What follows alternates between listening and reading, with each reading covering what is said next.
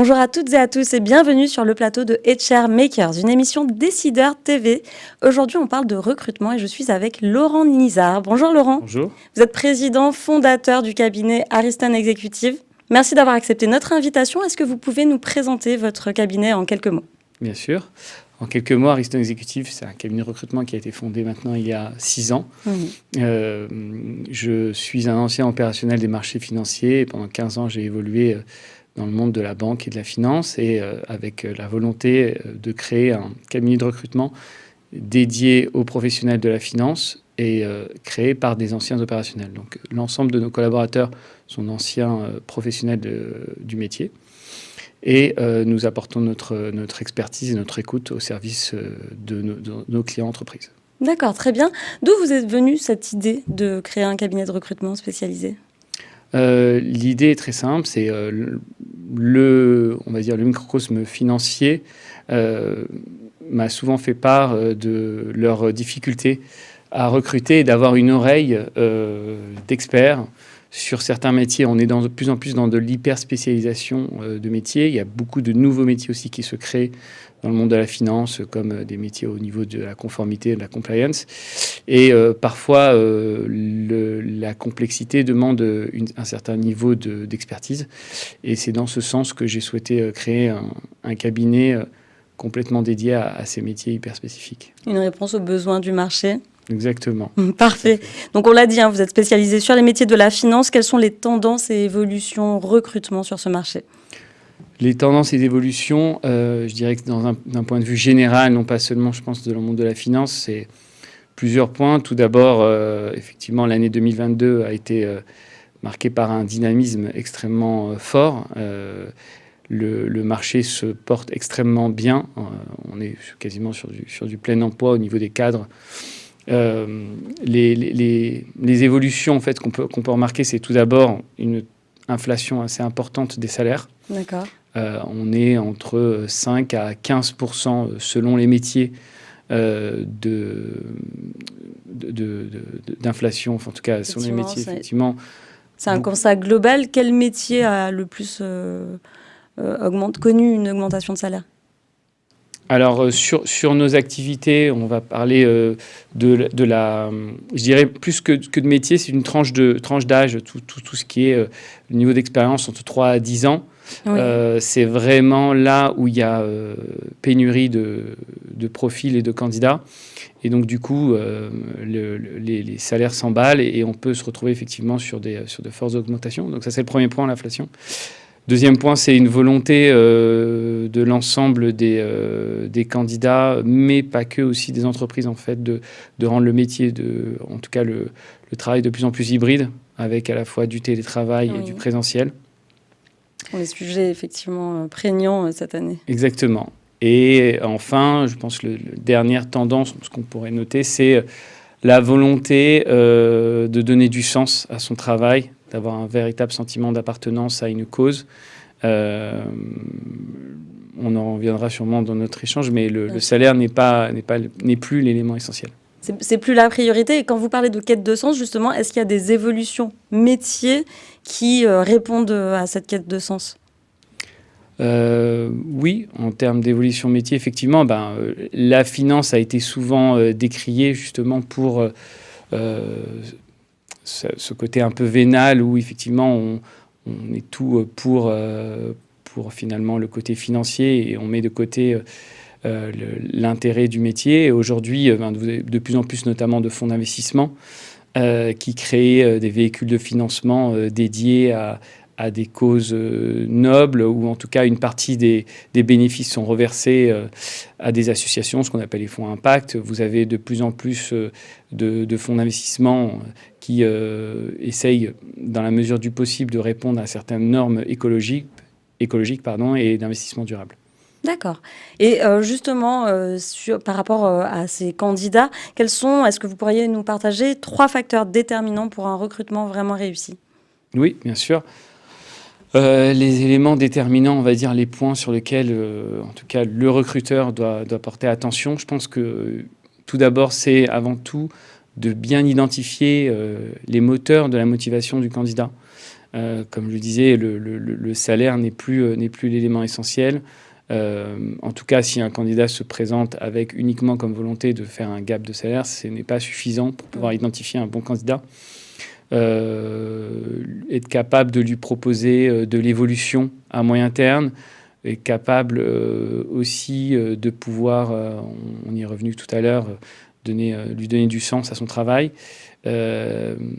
Mais surtout, ce qui est important, c'est de pouvoir aussi identifier son implication dans le process, dans le sens où est-ce qu'il s'est renseigné sur l'entreprise, est-ce qu'il a pris le temps de remercier ses différents interlocuteurs.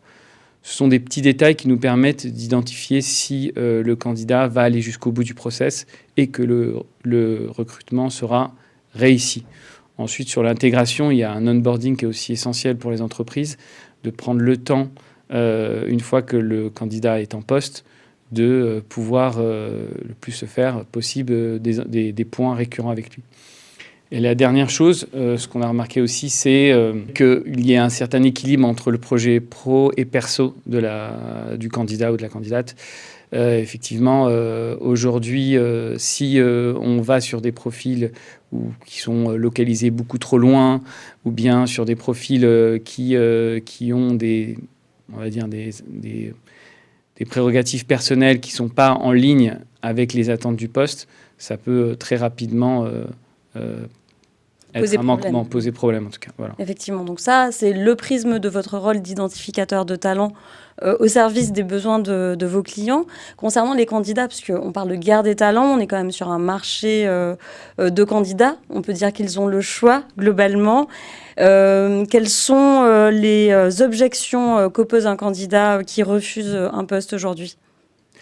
Alors, je dirais plus qu'à un marché de candidats, je pense qu'il y a un rééquilibrage en fait entre les entreprises et les candidats aujourd'hui. Oui. Le process d'entretien et de recrutement, c'est devenu un échange entre les entreprises et les candidats. S'il y a 3 points d'attention, de vigilance sur lesquels qu'on pourrait retenir, c'est tout d'abord des process rapides. Plus le process va être long et plus on peut perdre certains candidats. Comme vous l'avez dit, ils ont le choix aujourd'hui. Et si on n'est pas capable, en tout cas, de leur faire des retours assez rapidement, ça, c'est un premier signal.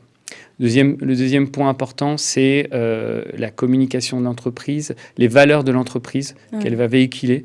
Les candidats, ils font de plus en plus attention. Ils sont très attentifs. Aujourd'hui, on peut, via les réseaux sociaux, avoir énormément d'informations sur l'entreprise en interne et donc faire très attention au message qui est véhiculé par ses salariés en interne et en externe. Vous avez des retours de la part des candidats sur ce point-là ? Est-ce qu'ils vous en parlent de ce qu'ils trouvent justement sur... Oui, effectivement, ça peut nous arriver effectivement que les candidats se sont renseignés via des recommandations d'amis ou de collaborateurs qui leur ont fait passer un message sur une entreprise et du coup se désister parce que le candidat, à tort ou à raison, a entendu une information sur l'entreprise qui ne lui correspond pas en tout cas. C'est très important. Et enfin, le dernier point, mais qui paraît évident, c'est qu'il y a besoin d'un échange entre le manager potentiel et le candidat recruté.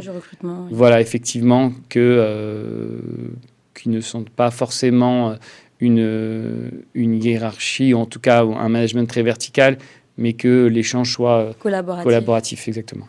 Très bien. Alors, c'est un marché, une année qui a été très mouvementée et très, très dynamique. Vous l'avez énoncé un petit peu plus tôt.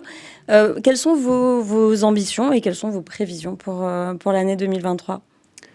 Alors, on conçoit, malgré toutes les prévisions, on va dire, de croissance assez négatives sur l'année 2023, il y a beaucoup d'inquiétudes. La crise énergétique, la hausse des taux d'intérêt, on sent que les entreprises se préparent à une année difficile. Néanmoins, sur le marché du recrutement, et je parle pour les cadres en tout cas, on estime, nous, de notre côté, que le marché restera extrêmement dynamique. Selon nous, ce sont des besoins structurels et pas des besoins de croissance que l'on rencontre sur ce marché. Et donc, sur certains métiers, voilà, des métiers nouveaux qui se créent chaque année, il y a pénurie de profils et ça ne risque pas d'évoluer. S'arrêter maintenant. Ouais, effectivement, ça c'est un premier point. Le deuxième chose, je pense, une redynamisation peut-être des villes Oui. en dehors de Paris. On conçoit de plus en plus une délocalisation dans des villes comme Tours ou Angers ou Nantes d'entreprises pour leurs fonctions, notamment parfois support sur ces villes-là. Et du coup, le bassin de l'emploi ne se résume plus à les 3 grandes villes, Paris, Lyon, Marseille, mais un éclatement en fait des missions. Donc ça, c'est quelque chose qu'on remarque de plus en plus. Je pense que les jobs en dehors de Paris seront de plus en plus importants. Comment les entreprises peuvent s'adapter à cette modification? Est-ce que certains envisagent d'ouvrir des bureaux en province? Est-ce que c'est une amplification de l'hybridation et de la gestion du travail à distance? Mais c'est un peu des deux, effectivement. Le télétravail a entraîné une exode en fait, des grandes villes, des candidats qui cherchent effectivement, comme on l'a dit, un équilibre entre leur vie pro et perso. Et de ce fait, pour répondre à ce besoin, parce qu'il y a certains métiers malheureusement où le télétravail ne peut pas, pas toujours possible. Donc oui, on entend de plus en plus d'entreprises qui délocalisent certains départements en région afin de répondre à cette attente. Très bien, c'est un souhait des candidats également. C'est un souhait des candidats de se déplacer dans des villes différentes des grandes villes, effectivement, et ça permet aux entreprises de résoudre certains problèmes de recrutement, certaines problématiques, justement, où on va dire parfois le marché est un peu moins en tension qu'en région parisienne sur certains postes quand on sort des grandes villes. Très bien. En tout cas, vous êtes confiant pour l'année 2023. Vos projets ? Alors, sur notre activité Ariston Exécutive, on a pour ambition d'ouvrir un premier pôle en Espagne. Et effectivement, on a un de nos collaborateurs qui vit actuellement, qui partage son temps entre l'Espagne et la France. Et donc, l'idée, c'est d'ouvrir notre bureau en Espagne, à Madrid notamment. On n'y est pas revenu en amont, et effectivement, on a de plus en plus de demandes pour des postes à l'international. Aujourd'hui, alors on se parle, on a des postes à Francfort, Luxembourg, Madrid, Genève, Londres. Et donc, pour répondre à cette internationalisation de nos clients, on se doit d'être présent aussi en local. D'accord, très bien. Merci beaucoup, Laurent. Merci, Clara.